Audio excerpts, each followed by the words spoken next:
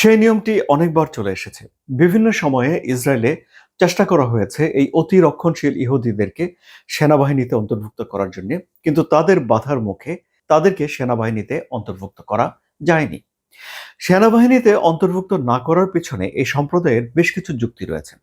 প্রথম যুক্তি হলো যে একটা শুদ্ধ ধর্মাচার এবং ধর্মে বর্ণিত লাইফস্টাইল মেনটেন করার জন্যে, নীতি নৈতিকতার একটা উচ্চতর অবস্থান অর্জন করার জন্যে তাদের আসলে অন্য পেশাজীবী হওয়া থেকে বিরত থাকা দরকার বলে এটি এই সম্প্রদায়ের যারা ধর্মীয় নেতা আছেন তারা মনে করেন। ফলে তারা মনে করেন না যে তাদের সন্তানদেরকে যারা ধর্মীয় শিক্ষায় শিক্ষিত হচ্ছে তাদের সেনাবাহিনীতে যাওয়া উচিত, কারণ সেখানে অনেক মানুষের সঙ্গে মিশতে হয়, অনেক কিছু শিখতে হয়। ফলে তারা মনে করেন যে দরকার নেই, বরং তাদের সন্তানদেরকে, মানে এই সম্প্রদায়ের যারা ধর্মীয় শিক্ষায় শিক্ষিত হতে চায় তাদেরকে আসলে এই শিক্ষালয়েই রাখা উচিত।